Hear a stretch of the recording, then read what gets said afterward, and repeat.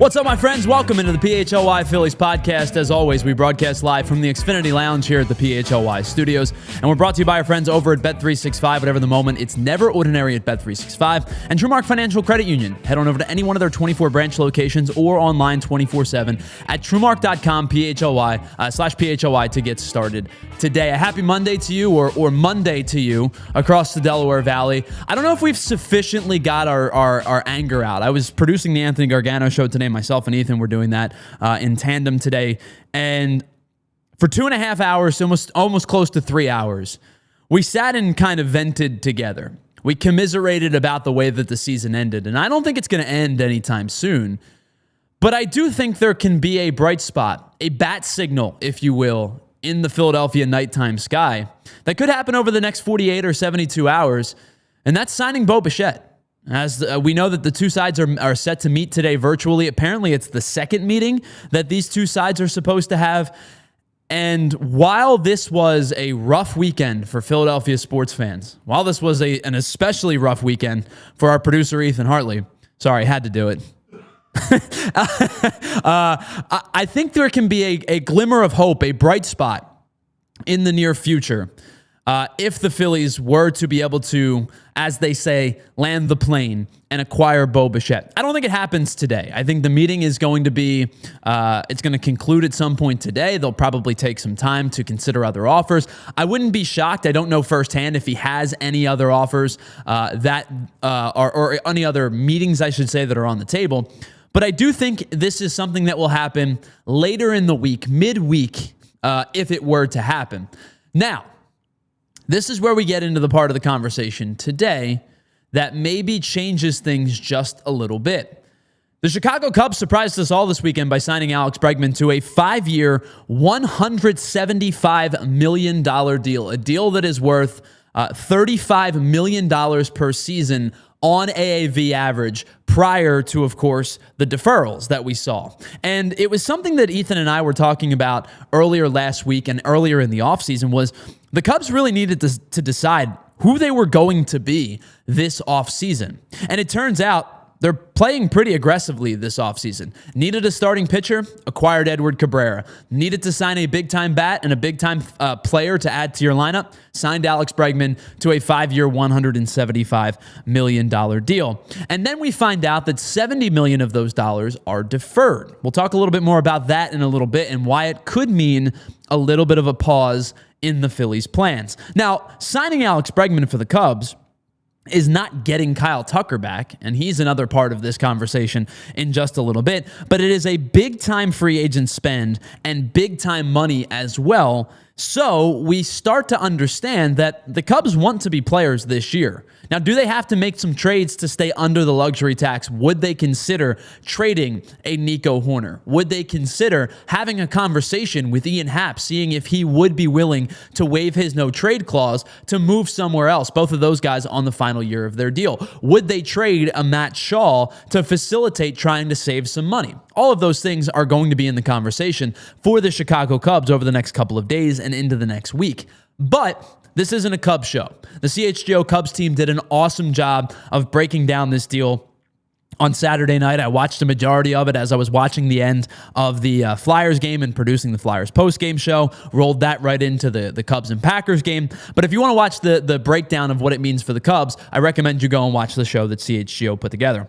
But the question that we headline today's show with: does Alex Bregman signing in Chicago make Bo Bichette's signing in Philadelphia more difficult? And this is what's coming up on the PHLY Phillies podcast. We'll start with that. Later in the show, Major League Baseball has dropped its power rankings for the first time in 2026. Where do the Phillies land in those power rankings? Later on in the show, we'll also get into that Edward Cabrera trade if we have time. And then, of course, as we have done, we started last week, we'll do each and every Monday. We will have a blind ranking top 10 to end the show. Ethan has a new category this week. I don't know what the category is or what the entrants are into the category, but we'll do the blind ranking at the end of the show. Welcome into the PHLY Phillies podcast. Tyler Zulli, Ethan Hartley, you guys hanging out in the chat.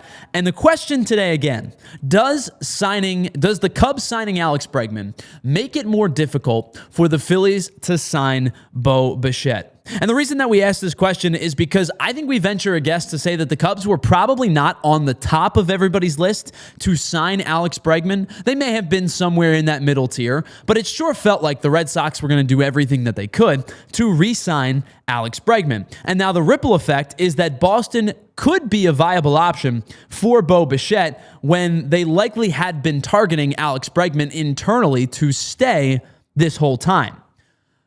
But the question is, does it make the Phillies' opportunity to sign Bo Bichette more difficult? And I think the answer is no.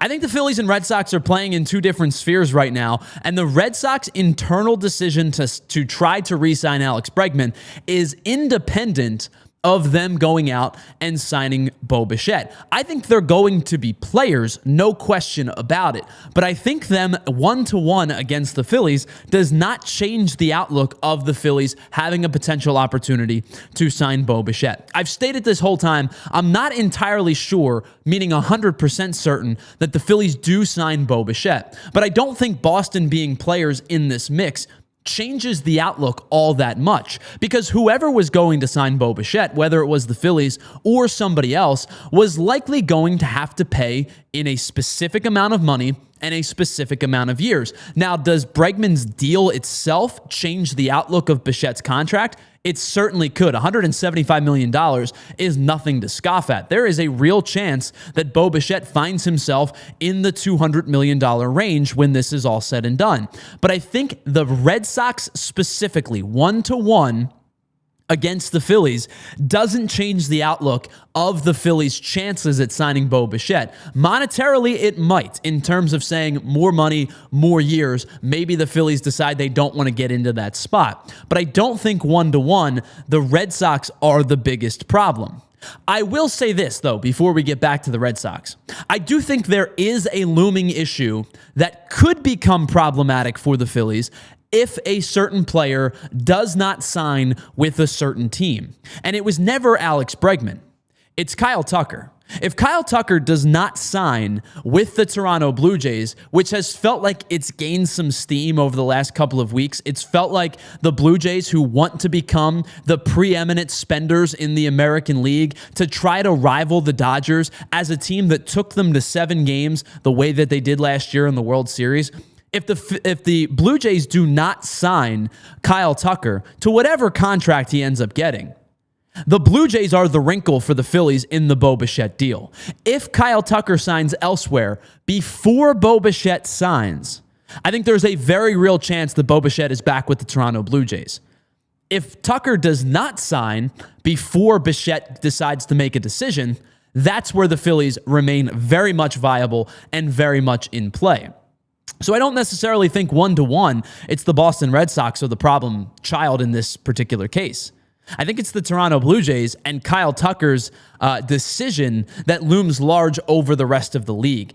If Tucker signs anywhere but Toronto and Bichette has not made his decision by that time, that's where my concern would start to creep in.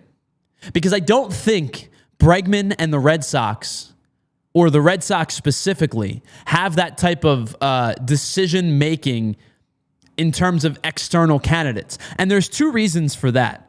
The Red Sox, first and foremost, for being a large market team, have only been ranked as high as the 8th highest payroll in baseball over the last 4 seasons. They've been 8th, 10th, and 12th. Excuse me for 1 second. Apologies.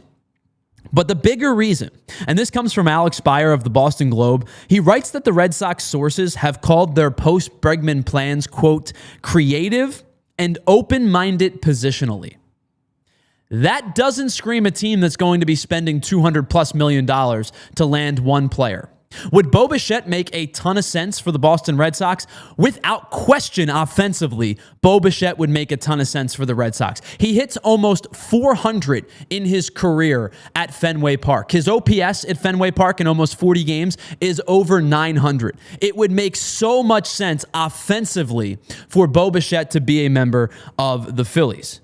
But that creative and open-minded positional quote that the sources tell Alex Bregman of the Boston Globe, that tells me that the big money was for Bregman the entire time because they had him in-house, and optically, this looks terrible for Boston.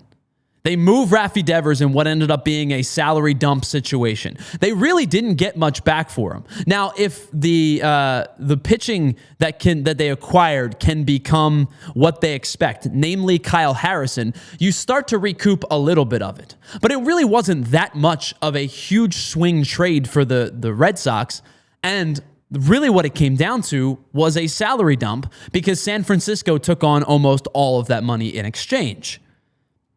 That feels to me like Boston was always going to spend the money internally, and it was going to be for Bregman to get him to play his natural position. He signed a 3-year deal last offseason with the Red Sox. He decided to opt out. He had a player option after year 1 and got a much better contract with the Cubs than what he got initially last year with the Red Sox. He decided he was going to go for more money. The report was that the Red Sox offered him 5 years and up to $160 million. Don't know what deferrals were in that particular instance, but the Red Sox were outclassed in terms of spending money.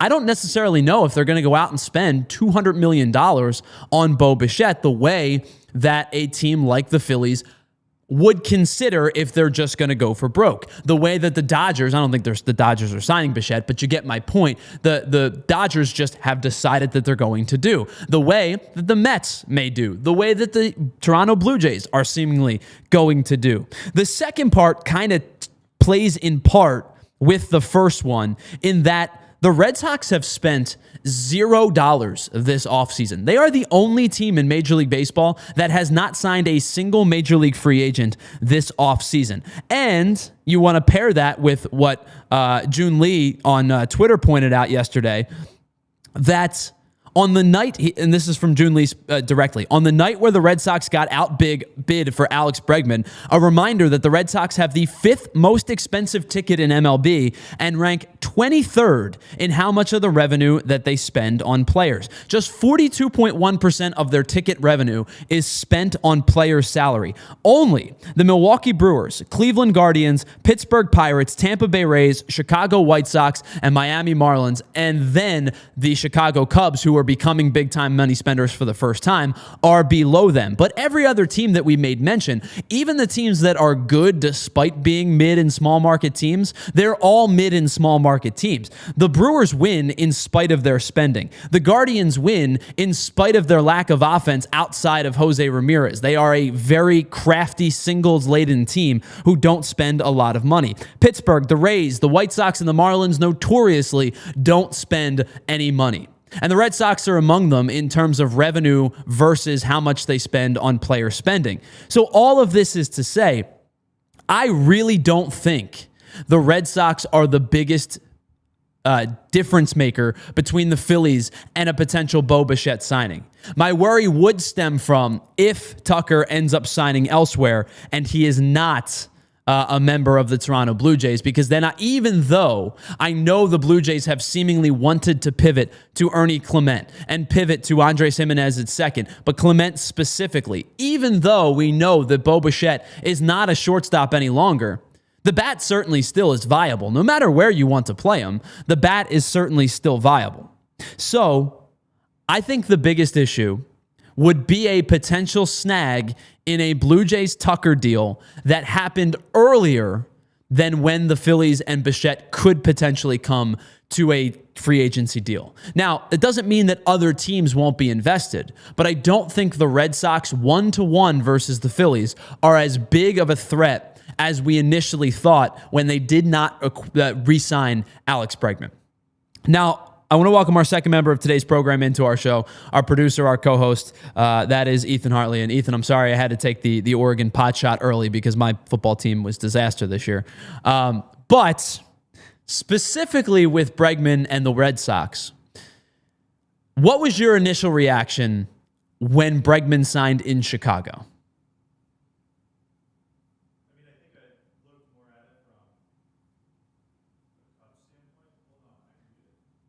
Is your mic not working? Oh, that's welcome to PHLY. I think we had a 4-person show yesterday. And so they had four. That's better. Yeah, there we go. I couldn't hear myself in my own ear. Yeah, the layout yesterday and the watch just screaming into the oblivion. in here was pretty crazy. I think I first looked at it in the perspective of, what do the Cubs have in mind doing this? I think my initial thoughts in terms of how it was related to the Phillies, I guess, I think deferment is actually the biggest thing I thought of, because if Bregman is getting this deferred amount of money, and we know that the Phillies are big no-nos when it comes to deferments themselves, not that I don't feel any less worried that Bo won't sign here, but just how it gets done and when it gets done, because we've talked about before how late into the offseason is already, and other things need to get done other than just signing Bo Bichette. And right now, it seems like they've pivoted from JT to this, and now all of that is being held up. Well, even in general, it's all being held up, whichever way they go about it, of just how they choose to spend this last big chunk of money, whether it is re-signing JT or shifting elsewhere. But, time's running out, and I really, maybe you feel less worried about this than me, but I really don't like the last-minute free agents coming in and, trying to reacclimate. Maybe JT is a little bit different, being here for so long that it won't be as bad. But a new player especially, I've just seen that happen way too many times for pitchers especially, and it's just almost disastrous. So the part that you bring up that was the caveat to all of this was the deferrals that you bring up, right? Preston Mattingly said they don't do opt-outs. And I think that we've kind of gathered that they don't like to do deferrals either, if possible.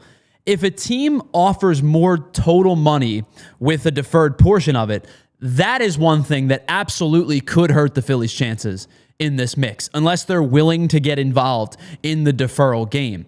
I think that's a very fair and valid point. The deferrals would be worrisome, and then I guess really it would come down to, if you're deferring, would you go more years? Like, would it be an 8-9 year deal? Because remember, Bichette is only 28 years old. Bregman got 5 at 32.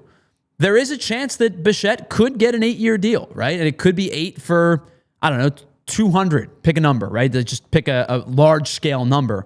But if a team is willing to go 8 for 250 and defer $70 million, that could change the way that Bichette and his camp look at things. I think those two, that thing specifically, outside of the Phillies' control, and I really shouldn't even say outside the Phillies' control, just outside of the purview of what the Phillies like to typically do, could hold a wrench into this thing.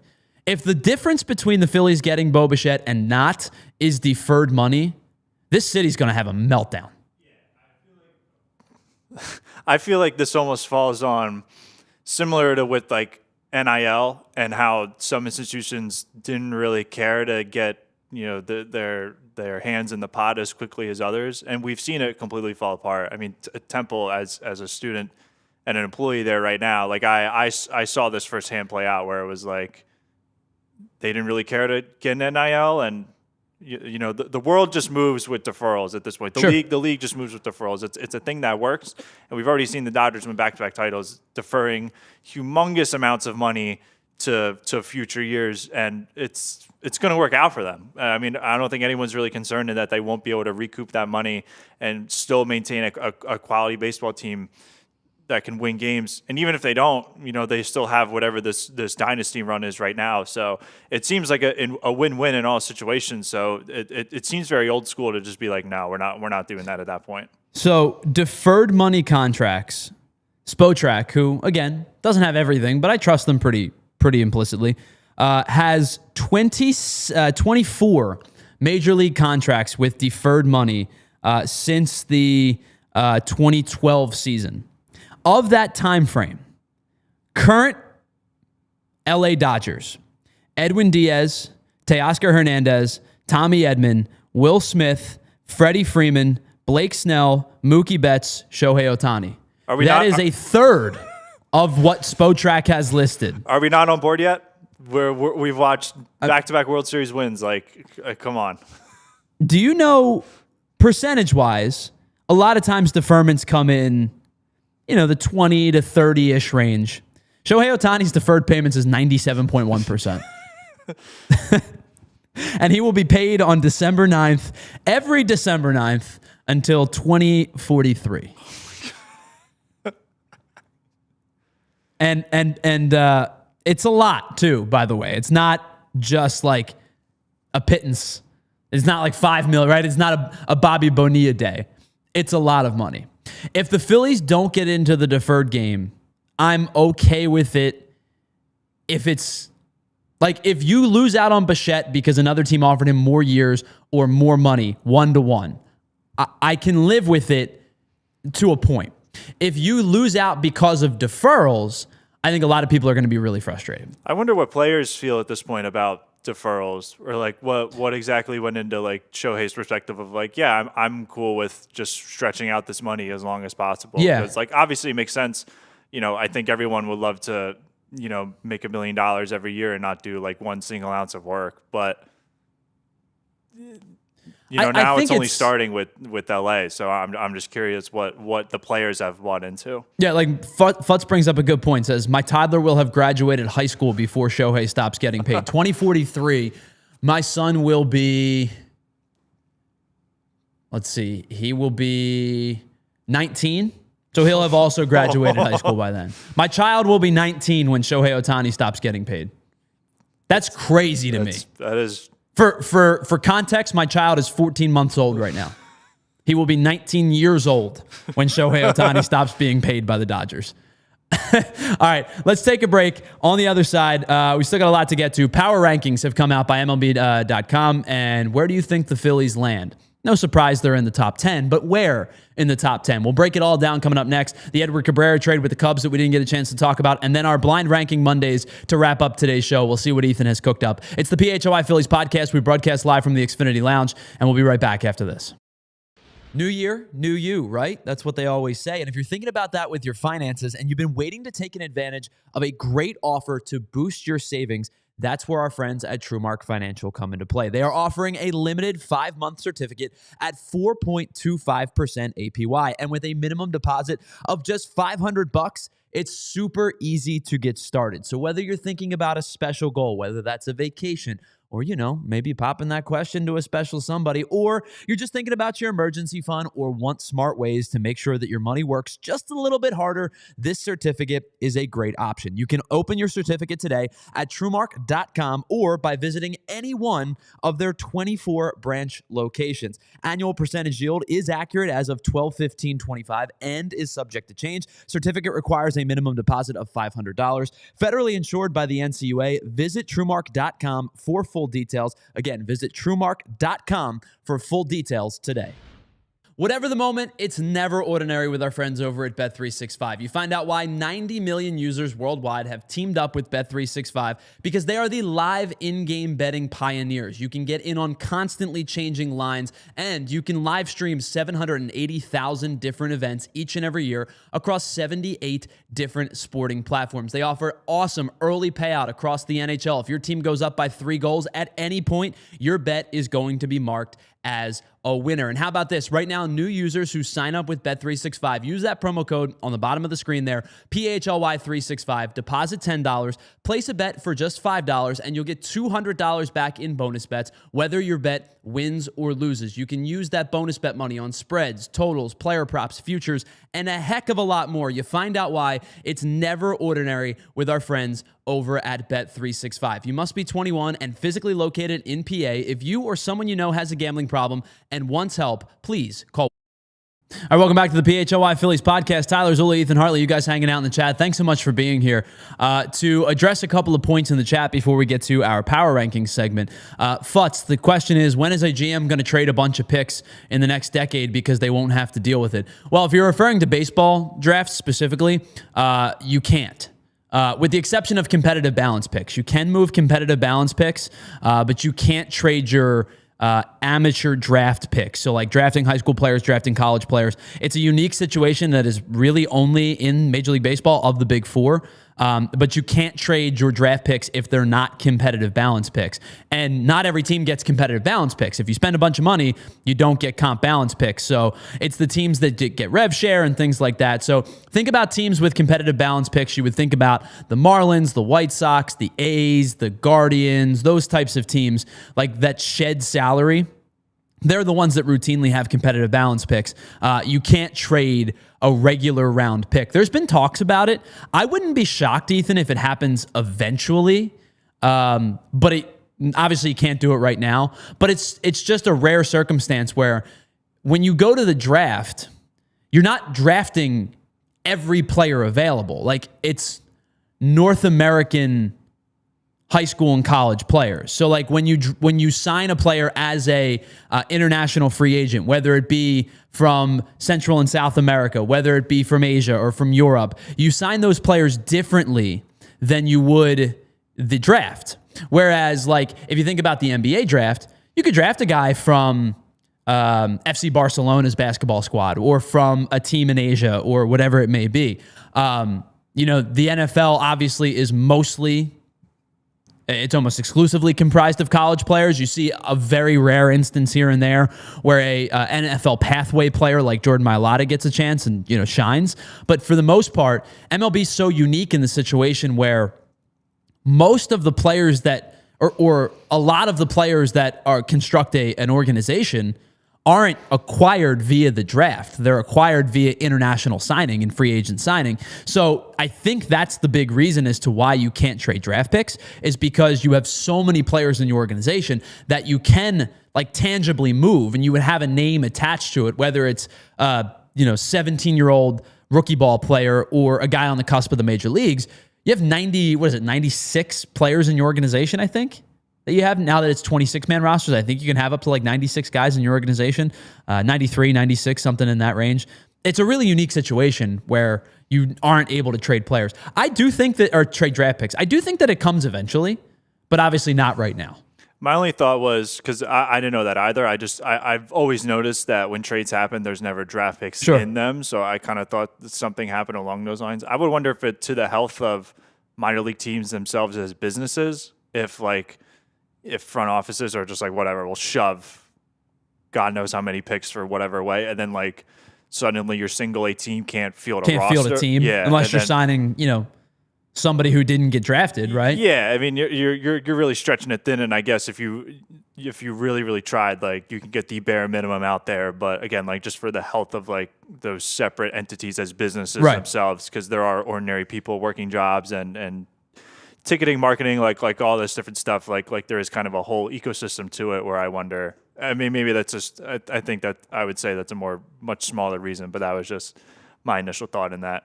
And then the other point was from Zach Williams 14 says, so the Phillies go get Bichette, and then we have to get rid of Real Muto and Bohm, which leaves us with $10 million AAV, which gives them enough money to get Heim or Caratini. Is that what I'm understanding? Yeah, pretty much. I mean, I don't know if it's Heim or Caratini specifically, but yeah, that's pretty much how this thing would unfold, is you would sign Bichette. The likelihood is you would look to move Bohm. I was saying to Ethan earlier today, we were talking about what a return for Bohm might look like. We'll probably talk more in detail about that if they sign Bichette. But a return for Bohm, if you're looking for a major league player, you're probably getting a reliever for him. If you're thinking about, farm system replenishment of some kind, then the options would open up. But yeah, I mean, that's pretty much exactly how it would look, is the 10, what did Bohm get? It was 10.2 million, I think it was. The 10.2 would open up, I shouldn't say it would open up, because when you pay Bichette, you're paying like almost let's say $30 million per year. You're paying basically $60 million on $30 million of salary because of being over the luxury tax and being a multiple repeat offender. So if you're paying Bichette, it's not getting $10 million back. It's just allocating that $10 million to what would inevitably go to the tax payment on a player of that caliber. My likeliest guess would be if you sign Bichette, JT is also not coming back, even though I was steadfast in the saying of like, I think JT's back, not because I would prefer JT over Bichette, but it just seemed to me like signing a big-time player was not in the cards for the Phillies. The last few weeks have changed that mindset for the Phillies, and then therefore changed my mindset on it, where I would have told you they had like a 2% chance a couple weeks ago of signing a big player. Now I think it's probably like a 25% chance, which is a pretty vast change, comparably to a couple of weeks ago. But yeah, I think to your point, I don't know if it's Heim or Caratini specifically, but yeah, that's pretty much exactly how the timeline would go. The Phillies would trade Bohm for probably, I don't know, 60 cents on the dollar because everybody knows that they need to trade him and they're not going to get the type of return back that they would like, but they would probably move Bohm. And then you're signing a veteran free agent catcher to bridge the gap between whoever you end up inevitably deeming the next guy and right now. All right, let's get to the power rankings of MLB.com dropped their first power rankings of 2026. No surprise the Phillies are in the top 10, but where would you rank the Phillies heading into 2026? Because MLB.com is still pretty high on them, even though they have not produced in the postseason. Right now, MLB.com has them as the 4th best team in the league. Now, I believe that this power ranking came out before the Cubs signed Bregman, if I remember correctly. But the Dodgers, no surprise, reigning World Series champions. No surprise they are the top team. The Toronto Blue Jays, again, no surprise that they're in second as the reigning American League champs. The Seattle Mariners, who took those Toronto Blue Jays to 7 games, are the 3rd-rated team. And then you have the Phillies, who did not make the National League Championship Series. The Brewers did, who are in 6th. The Red Sox, Brewers, Yankees, Orioles, Cubs, and who was the last team? Can you flash that one more time? Sorry about that, Ethan. I apologize. It was the Orioles, Cubs, and Mets. Then the second part came out. They dropped the entire 30 power rankings. And before we get to that, any surprises on that list of the top 10? Because there's one to me, despite the fact that I know that they're going to make another move, or maybe several moves, I'm a little surprised they still have the Mets in that spot. That was going to be my based first on comment. Not re-signing Alonso, not re-signing Diaz. They brought Devin Williams in, but their starting pitching still has question marks, even though we know McClain, I'm like 90% certain the kid's going to be a stud. Mm-hmm. And I think they like Tong. I think they like Sprout. But it's relying on a lot of young guys. I think that the Mets right this moment, I don't know if they're a top 8 team in baseball. Yeah, that seems, I mean, for all the same reasons that you just mentioned, that seems really, really high for them. And I'm not sure if, I mean, it's also the Mets who just have, I mean, outside of the year they beat the Phillies in the playoffs, they just generally disappoint, and they've generally kept the same core now. So there is a lot of, not low expectations, but like, I don't know a good word for it off the top of my head. So right this moment, the known quantities of the Mets, Francisco Lindor, obviously, still all-star caliber stud type of player. Mm-hmm. Juan Soto, all-star caliber stud type of player. No question about those two whatsoever. But even, I mean, him as a leader, I think has always been something that's been questioned. Like, how much does he take? Like, how much does he really, outside of his own expectations and what he can produce himself, how much is he like really like helpful to the rest of the team despite how much money he gets paid? I think has always been a big question for a very long time. I think the productivity at some point has to outweigh the intangibles. I think intangibles are important, don't get me wrong, because we've talked about it with Schwarber and Harper, what it means to this team. Intangibles are important, don't get me wrong.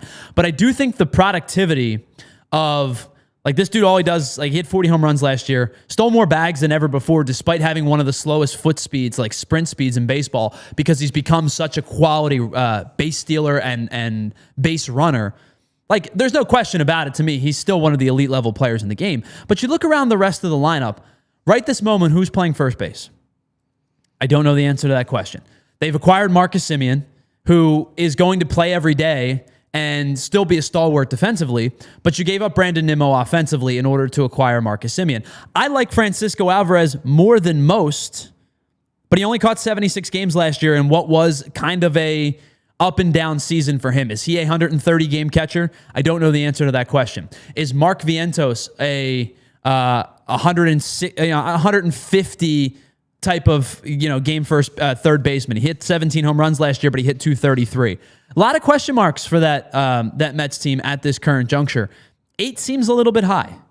Yeah. I think now this is with the understanding that I do think they either make a big splash trade or sign somebody big, and that could vault them right back into a spot that is very fair. But right this second, 8 feels a little high. Kobe Skubal that we have talked about makes a lot of sense for them to do and pay the blank check that he deserves. But yeah, like especially you look at the Orioles at 9 and Cubs at 10, who have made moves to propel themselves into a much better echelon than they were beforehand, to still keep the Mets there, who have arguably lost more than they've gained.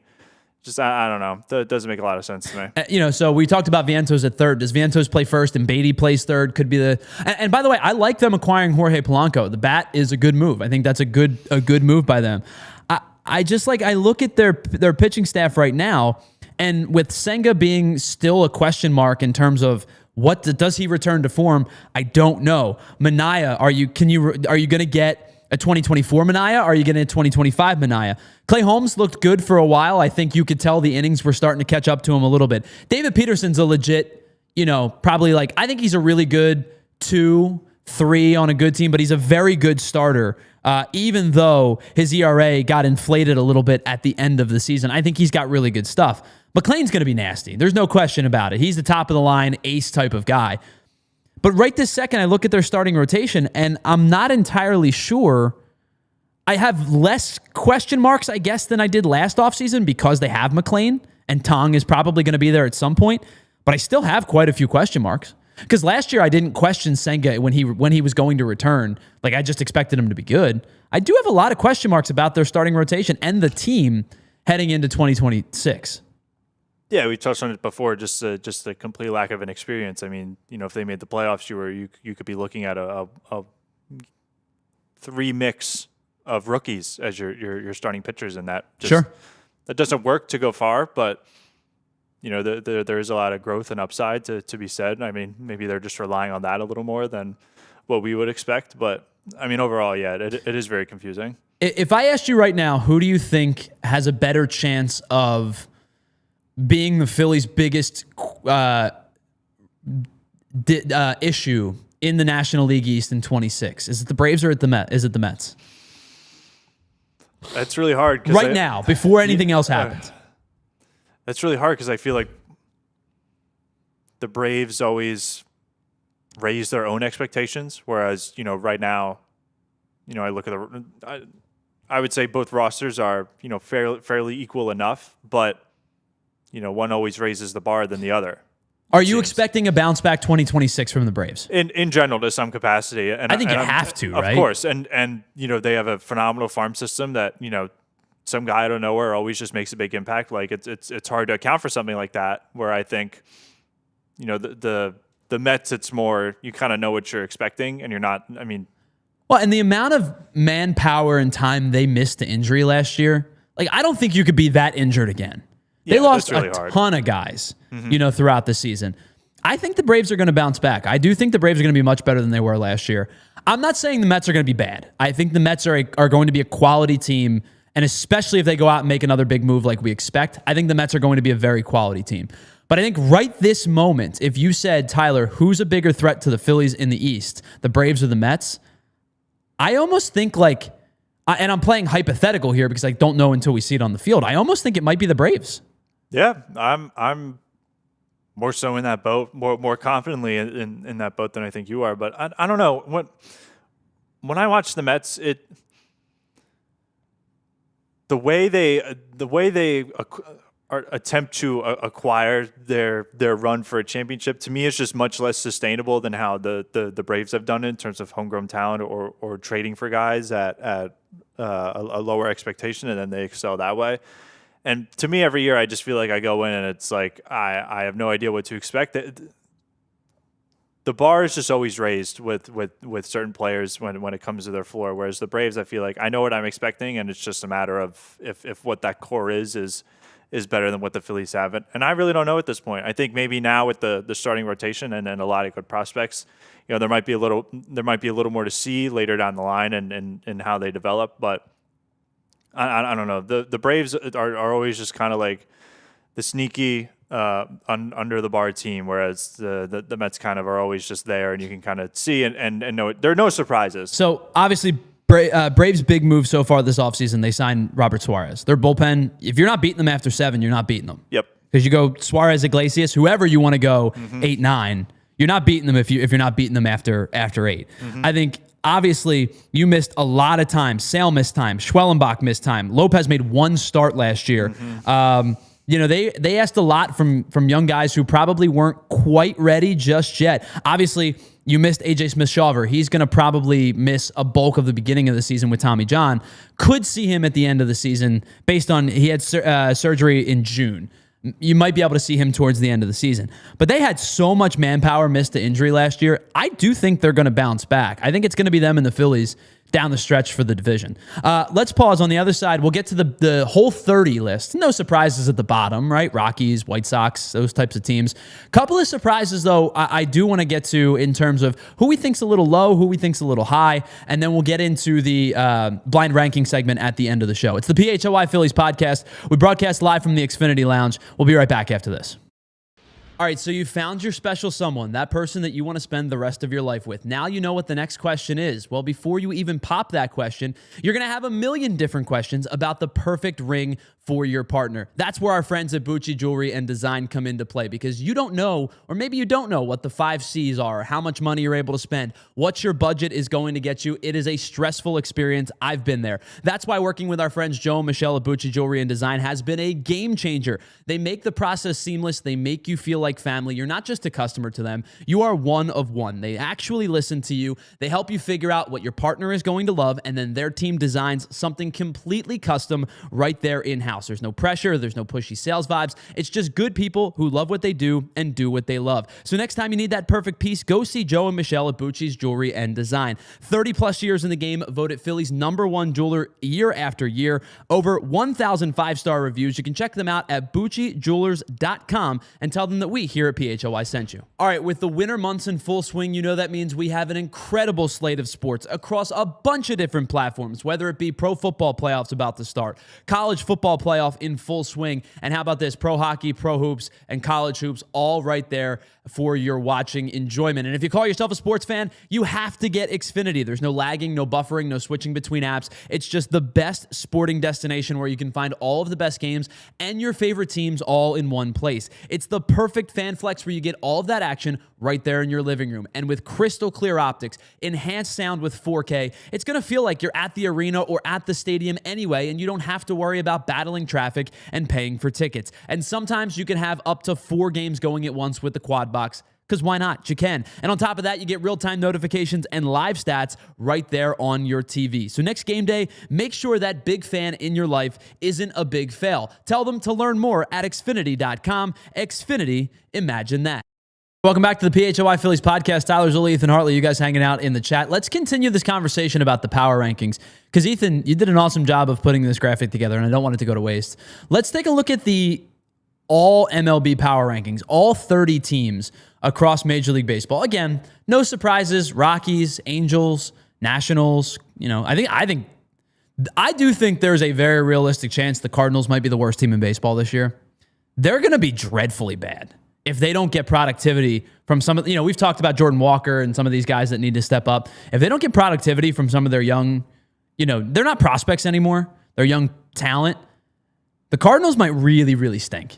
Yeah, and they just have kind of kept the same core a little here and there, and again, don't really do much to kind of shake it up. Arenado's still there, just on a massive contract, and they could have moved him 3 years ago, and they haven't won anything. They haven't had anything to show for it since keeping him on the roster. So it's like, what are we waiting for at this point? So I know it's only January. We've got plenty of time to see how the rest of the offseason shakes out. Let's each pick one team that we think is too low on the list, and one team that we think is too high on the list. Because I'm going to right this minute, I'm taking the too low right now. Whoever put this together, Will liked, you are going to be laughing at yourself with who you put at the number 18 spot next year. The Athletics are going to be a legitimate ball club next year. I know they still need to go get one more pitcher. There's no question about it. They need to add a top-of-the-line starting pitcher because they gave up a lot of runs last year. But that offense is insane. Wilson, Langoliers, Kurtz, Denzel Clark in center field is one of the crazy defenders of the game. Soderstrom. That team is not a joke anymore, at least offensively. If I had to right now pick who I think is going to be above their listed spot, the Athletics at 18 they're going to be a fringe playoff team this year. I firmly believe that. That is one of my bold takes of the year is the A's are going to be a fringe playoff team. So I think them being at 18 is way too low. Yeah, I that's definitely one that I certainly agree with. It's not the one I would pick. This is a little hard because it's still January, and there are still things to show. Plenty of moves still to be made. I love Yordan Alvarez, so I think even just having him for a full healthy season, I think could easily put the Astros back into the top 10. I mean, I know they've lost a little, and even Christian Walker could still have a nice bounce back year, but getting Correa back, Pena, see what Tatsuya Imai can be for them. Yeah, clearly they've seen. I mean, they missed the playoffs, and there are other reasons to that, but they seem okay with moving on from Kyle Tucker. I feel like there were other reasons to their fall off that were more so than just we lost a really quality hitter. And I think again their offseason they've added some pieces. I mean 14 to say you're too low. I mean it's you're still in the upper echelon, but I can definitely see this team rising to a better spot than what they were at last season, just even with Yordan's health alone. And then the team that you think may be too high. I think this one's more difficult because you can always make a bold prediction, be like, hey, they're going to be pretty good this year. Yep. Deciding good teams that are not going to be good, I think, is harder to do. 100%. Who would have thought last year that the Braves were going to have as many injuries as they did? Right, because it's just. But can't predict I will say this. I think if I'm picking a team on this list, I think I'm going to take a team that won 94 games last year. And I think if they don't figure out what the hell they're doing with Cody Bellinger, the Yankees might be in a bigger bind than the 7th best team in baseball. Listen, there's no question about it. There's still talent on that team. And they've spent money on top-tier pitching.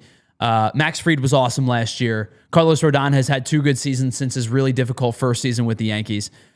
I think the Yankees being at 7, if they don't figure out who's going to be next to Aaron Judge in the outfield, I don't know how good that offense is going to be in 26. I don't know. Yeah, I don't know if you can rely on a second really big season from Grisham. I mean, he had that once in San Diego and just kind of became middle of the line again. Yeah, a couple of these teams I'm kind of unsure about. Boston at 5. I mean, I don't know when this was written, but he would have bought that out. What the hell is Boston doing the last 12 months, man? Yeah, I don't know if you can write that. Still not having any major league free agent signing that you can still be at 5. I mean, there's a ton of talent. Don't get me wrong. Roman Anthony is going to be phenomenal in a full year. Garrett Crochet has always been phenomenal. 5 to me still seems really high for a team that didn't really make a lot of noise in the postseason. Oh, and by the way, totally forgot. Rodon had surgery in October. I don't know if he's going to be ready or not. Yeah. But he did have surgery in October. Cole should be ready at some point in 26, coming off Tommy John. But he's still really old. 30. They'll be 35 years old. Yeah, Clark Schmidt had Tommy John in July, so you would think he's probably not available. Probably not at all, but maybe towards the back half of the season. So, the question is, do you get a rise from Schlittler? From the pitching standpoint specifically, right? Do you get a full good season out of Cam Schlittler? Do you get a full season, another good full season from Will Warren, who's got great stuff, but the ERA a little bit higher than you thought? Yep. Fried obviously had a heck of a year. But is there a repeat in that? And then I look at the lineup. If they don't sign Bellinger or don't go out and acquire one of these big-time players, you ask the question about Grisham, right? Does he have another repeat season? I really like Ben Rice. I think Ben Rice is going to be a very good player. I think that's a good spot for him. You always question how many at-bats do you get out of Giancarlo Stanton? The inevitable injury seems to be there. Jason Dominguez is going to have to take the big step. Does Volpe finally take the step that they're looking for? There's a lot of question marks for me with the Yankees that I'm not entirely sure I see the 7th best team in baseball right this moment.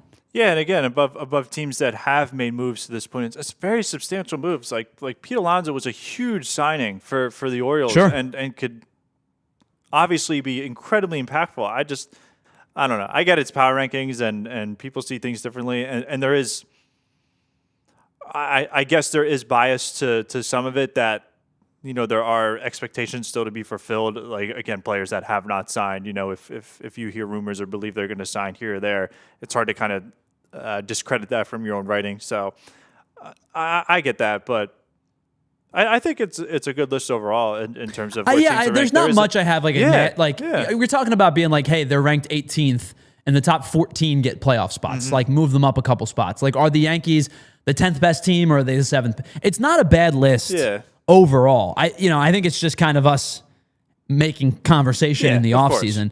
I mean, I think that like the Marlins are ranked 24th this year. The Marlins have, Slim brings it up. I think the Marlins have collected a lot of really good talent. I don't know if they're going to be good this year, but if they're finally willing to keep some of their own internal guys, this could be a good collection of talent, in 27 and beyond for the Marlins. I have no idea what type of team the Twins are in 26. Like, they traded 10 major league players last year. They said, we're not trading Buxton, we're not trading Ryan, we're not trading Lopez. They've not put Jeffers in that mix. Maybe they do or don't trade Jeffers. Are there really 5 teams worse than the Twins in 2025 or 2026? I don't know yet. You know what I mean? I think the rest of the offseason will give us a better, clear picture on this. But I don't know what the Twins look like after trading 10 major leaguers last season. Yeah, I mean, just again, there's so many question marks to be filled. And again, there is some bias to that, whether you believe like Culpepper is going to step up and fill the shortstop role, like stuff like that. Like you already have those baked in expectations in your own mind, and so to write that and still have so many questions, the writer knows and is filling it in themselves, but it's hard to include that in their writings and in terms of what they believe in. All right, let's take a pause. On the other side, we'll get into our final segment. Ethan has concocted another blind ranking list, a top 10 list for you today. I have no idea what the category is. We'll look at it on the other side to wrap up today's show. It's the PHLY Phillies podcast. We broadcast live from the Xfinity Lounge, and we'll be right back after this.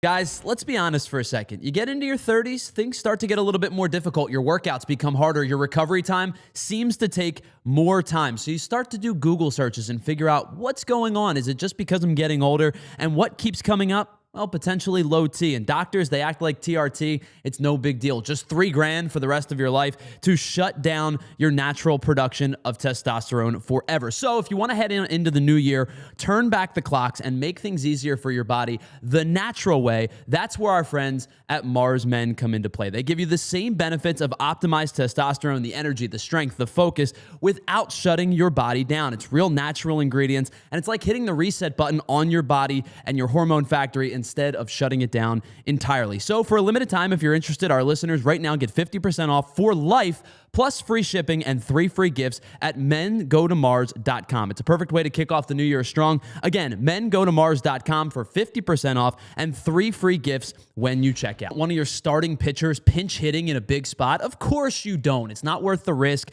the time, or the money. You want to keep your stars focused on what they do best. And the same can be said for your business. You don't want your top people buried in operations, the tedious, time-consuming, redundant activities that not only take their time away, but also wear them down. You want to make sure your impact players stay fresh and focused on what they do best. That's where our friends at Togo come in. They're an integrated part of your team that take the work off your starter's plate so they can focus on making your company and your business move forward. Every engagement starts with free process mapping and engineering, and there is not a dime billed to you until the real work begins. And with each Togo program, they include a dedicated staff, custom automation, and a US-based process engineer team who act as your quarterback while you stay in control. At Togo, they turn your playbook into performance. You call the shots, they execute your way, and they advise along the journey. Visit harnesstogo.com to scale smarter, work faster, and stay focused on winning. Final segment here for us on the PHLY Phillies podcast this Monday. Welcome back to the show. And it is time to go into the blind ranking segment of our Monday afternoon, where Ethan comes up with a category and 10 entrants to that category, and I have to blind rank them without knowing what comes next. Last week was an unmitigated disaster. There's no question about it.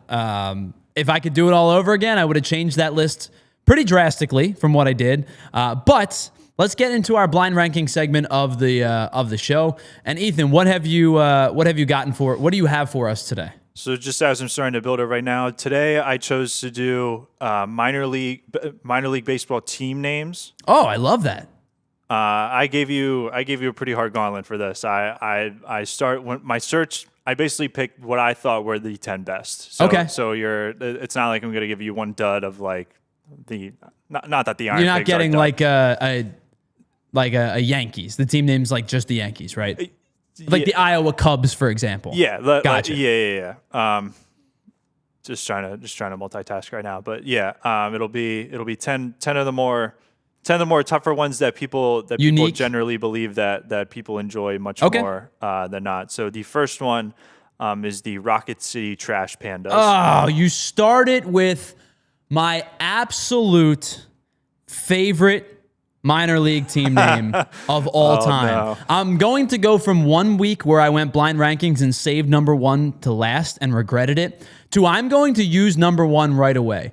I think the fact that they are called the Trash Pandas is hysterical because it, like, the logo is unbelievable. I think it's a flying, like, on fire trash can with a raccoon sticking out of it. So the Trash Pandas, for anybody that doesn't know, is, I guess, a very endearing term for a raccoon who, like, goes into your trash and, like, eats your leftovers, right? Eats into your trash. But the logo is so funny. He's, like, flying the trash can as if it were a spaceship. I don't know why I think this is hysterical. I love the Rocket City Trash Panda logo. I love the name. I don't even care what's left. Rocket City Trash Pandas, the number one minor league team in all of baseball. Well, now I feel like I got because now, there's no, like, gotcha at the end. Anyway, the next one is the Montgomery Biscuits. Not a bad one. I think a little boring compared to what the rest of what the rest of minor league baseball has to offer. Their logo's okay. It's not a bad team. I would say they're probably towards the bottom. I'm going to put the Biscuits at number 9 because I do think there are a lot of really funny ones. And I do think, for me, when I do this list, you're going to find, like, the funnier the name, the higher up it's going to go. That's fair. Just because it's minor league baseball. They do shticks all the time. And a name shtick that sticks around is, like, the best one. So I'm going to go with the Biscuits at number 9. And just for, I think, the amount of marketing that you could get just off of a name alone, I think is oh, for sure. I would wear a Rocket City Trash Pandas hat. Yeah. I don't think I'd wear a Montgomery Biscuits hat. Yeah. No, I get that. The next one is the Akron Rubber Ducks. It's a good one. It makes sense. Did you know that Akron is the rubber duck capital of the world?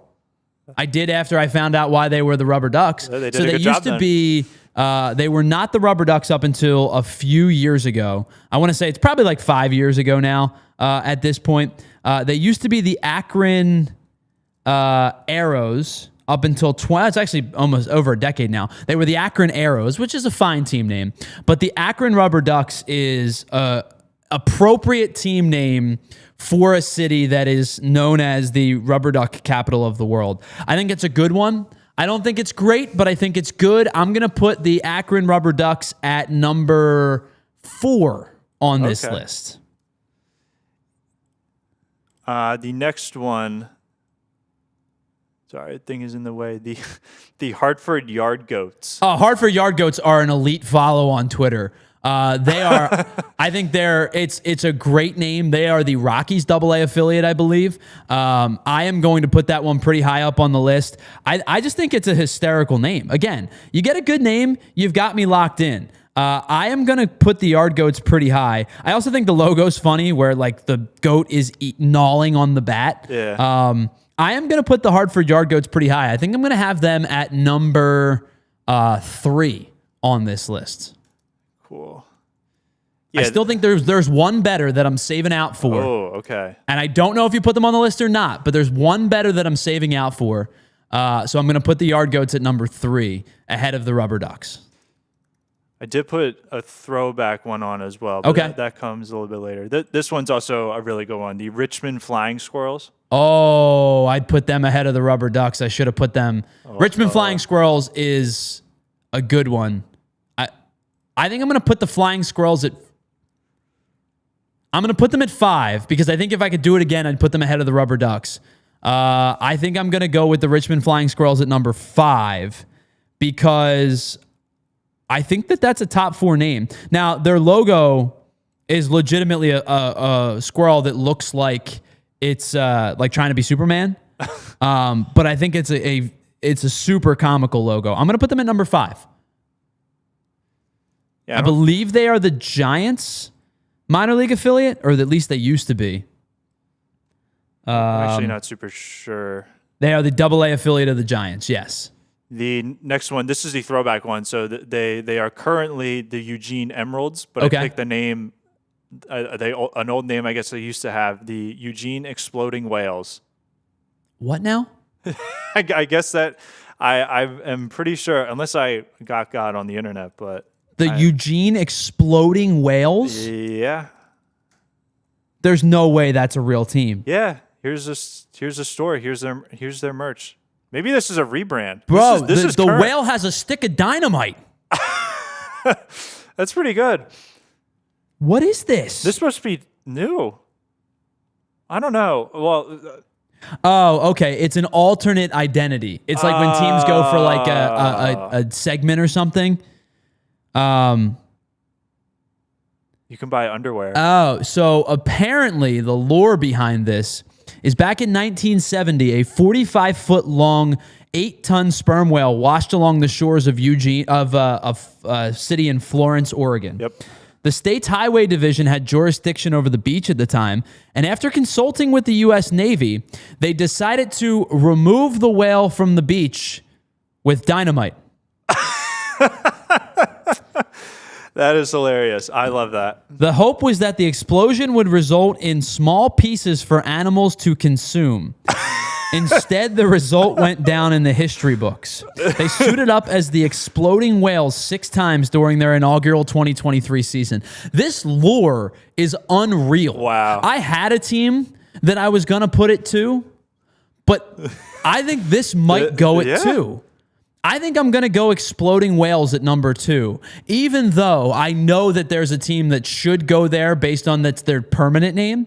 I'm going to put the Exploding Whales at number 2 on this list because that lore is unbelievable. I never even knew that. Like, you absolutely could not get away with that today, right? Like, that's something that if it happened in 2025, PETA would be on your ass so fast. Like, you would not be allowed to get away with that. Yeah, I lived in Oregon for 4 years. I worked for the Emeralds. I had never seen them wear those jerseys. I honestly thought it was just like some retro old name, just because the name itself seems so out of pocket. You know, like you get the alliteration, and they have like the whale is like a cartoon, like children's whale. Yeah. Like it looks like it would belong on a children's show. That's diabolical. All right, before we get to the rest of the list, we're way over time, but thanks to everybody watching on our streaming platforms, our Roku, Samsung, Xfinity platforms. Head on over to allphly.com to watch the rest of the show. We are officially in our overtime segment of the show. All right, we've got the 6, 7, 8, and 10 lists left, and I know that knowing you, Ethan, I know you put a team name on there that I want to put it to. But after hearing that lore of the Exploding Whales, they go at number 2. That's top tier. That is so funny. The next team on the list is the Pensacola Mullets. Oh, they're no longer the Pensacola Blue Wahoos? That was just one of the names Okay. mentioned in top tier. You said the Mullets? Yes. Yeah, I am staunchly anti-mullet. I don't like mullets. No disrespect to anybody that rocks one. I think they probably should stay in the 80s unless your name is Kenny Powers. I am staunchly anti-mullets. That's going at number 10. You know, that would have been really good for Big Brothers Big Sisters as like a $500 donation. To grow out a mullet? To grow a mullet. Now knowing this about you. No chance. I'd shave my beard. I'd shave my head before I grew out a mullet. Really? No chance. That feels like a hot take. No mullet, no man bun. I'm not doing either of them. It's not my thing. I don't have enough hair for it. My hairline is terrible. That's why I wear hats all the time. No mullet. It's a little bit of a hot take. But, Yeah, we'll go mullets at 10. Another Oregon team, the Portland Pickles. Portland Pickles is a good one. I don't think it's as great as it could be, but it's some of the other ones. It's solid. We'll go Portland Pickles at number 7 here. I think the Portland Pickles Twitter account is hilarious. Is pretty active. Yes, it is. Yeah, I know somebody who I think used to play for them for a bit of time because they're independent, so they just follow all these weird rules or their own rules, I guess. But yeah, the social media account is at times can be pretty out of pocket, and it's just like, you know, why would you ever be allowed to tweet this? But then it's like, oh, you're independent. It's like, whatever, do what you want. And it's funny. And people show up and it's a fun time. Yeah. I'll put the Pickles at number 7. The next one I have is the Rumble Ponies. It's a great one. The Binghamton Rumble Ponies. You know why they're called that? I don't know. Binghamton is apparently the carousel capital of the world. I swear to God, I'm not making any of these facts up. That's really good. I probably could have given you a fact that was not real after all of these two and like made it up. I swear to you, Binghamton is the carousel capital of the world. It's why they're called the Rumble. Look at the logo. There's a pole in the middle of the it's a horse from like a merry-go-round. That's why they're the Binghamton Rumble Ponies. I spent too much time in Binghamton. My wife did undergrad at Binghamton University. Oh, nice. So I was in Binghamton quite a bit. And that lure is because they are the carousel capital of the world. Not a whole lot to do in Binghamton.